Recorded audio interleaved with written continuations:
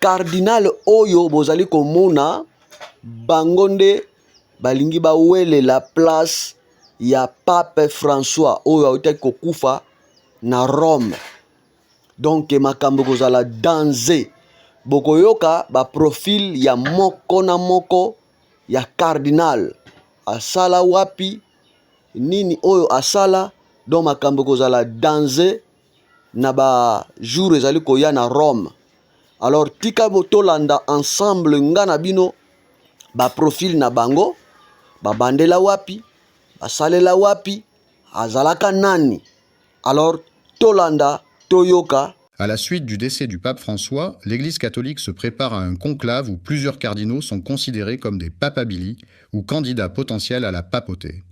Voici une présentation détaillée de 8 cardinaux susceptibles d'être élus lors de ce conclave, chacun apportant une vision unique et une expérience significative à l'Église universelle. Premier, cardinal Pietro Parolin, Italie. Le cardinal Pietro Parolin, actuel secrétaire d'État du Vatican, est reconnu pour sa diplomatie habile et sa gestion efficace des affaires internationales de l'Église.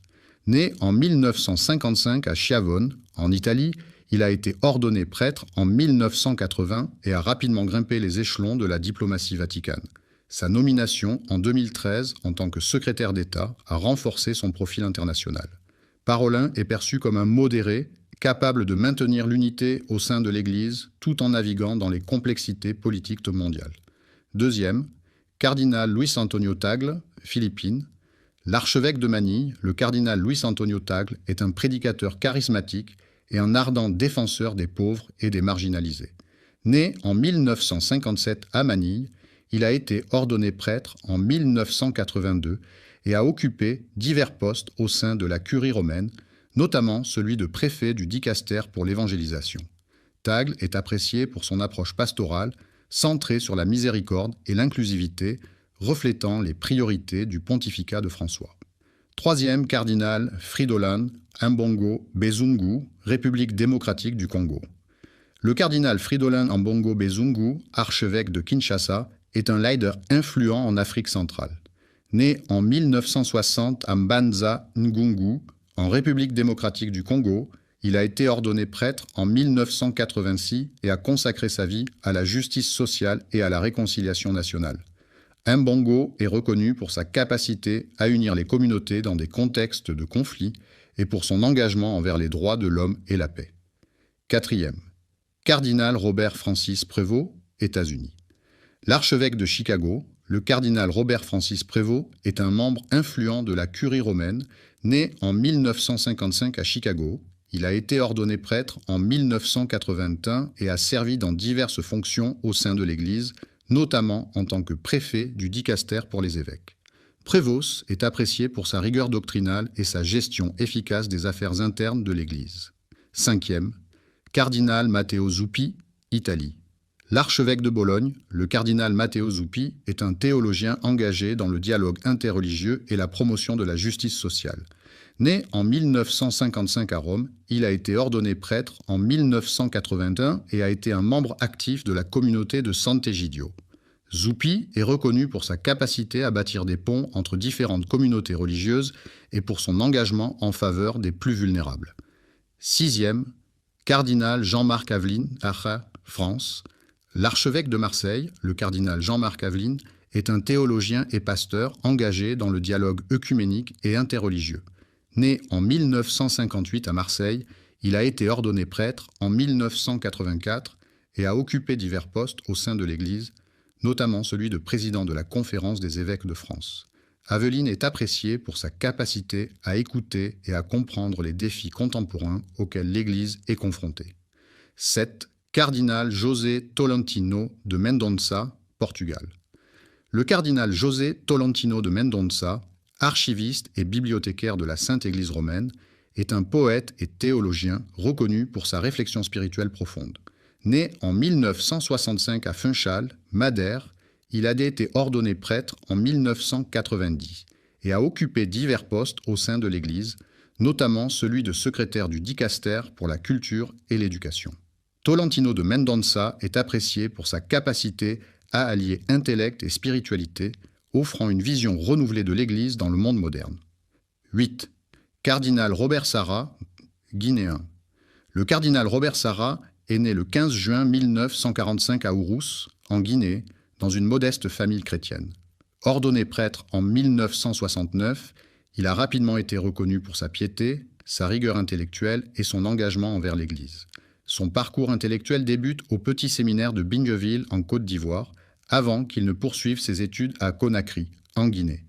Après son ordination sacerdotale, en 1969, il est envoyé à Rome, où il fréquente la Pontificia Università Gregoriana, l'un des hauts lieux de la formation théologique catholique.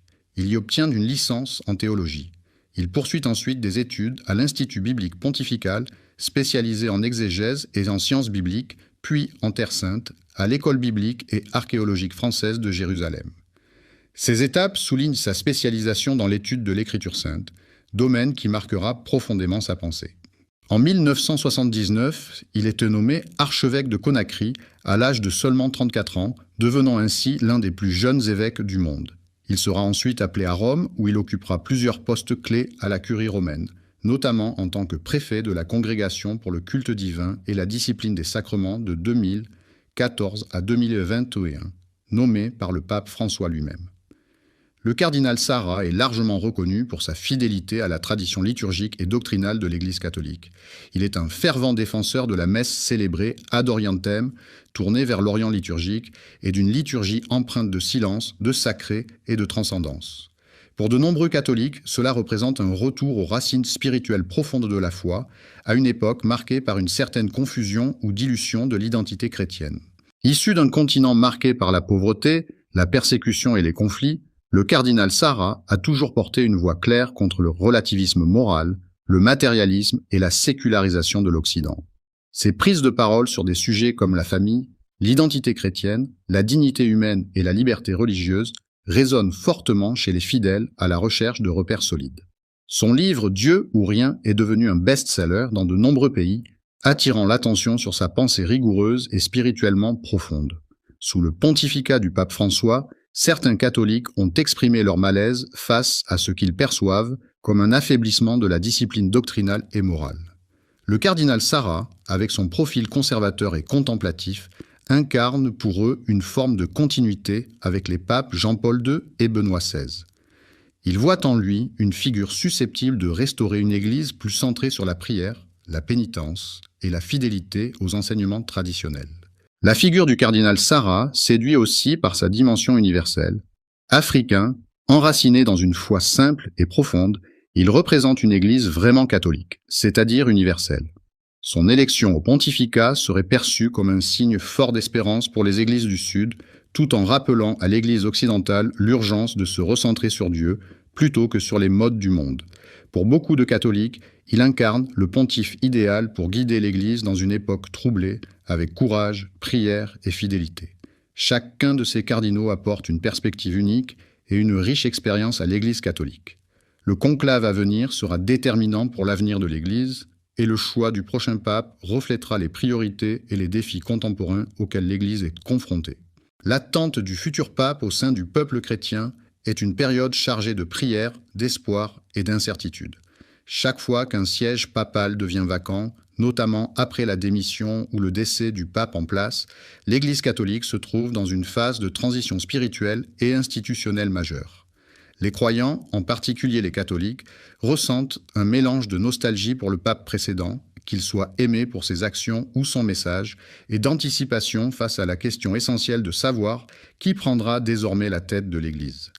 Cette attente ne se limite pas à la sphère cléricale, elle touche les fidèles de tous horizons.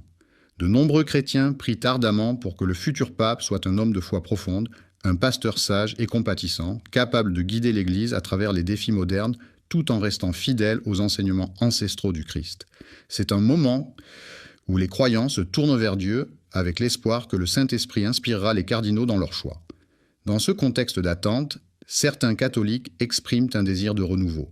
L'Église est confrontée à de multiples défis contemporains, de la question de la laïcité à celle de la moralité dans un monde en constante évolution.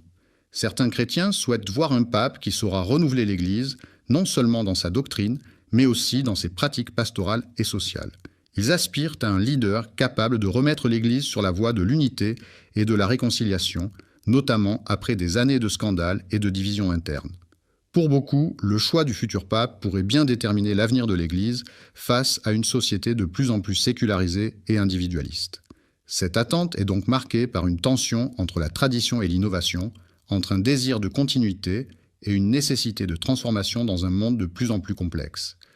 En parallèle, certains catholiques attendent du futur pape une approche plus universelle de l'Église. L'Église catholique, en tant qu'institution mondiale, est constituée de communautés extrêmement variées, allant des pays occidentaux aux régions d'Afrique et d'Asie. Chaque groupe de croyants a ses propres défis et ses préoccupations particulières.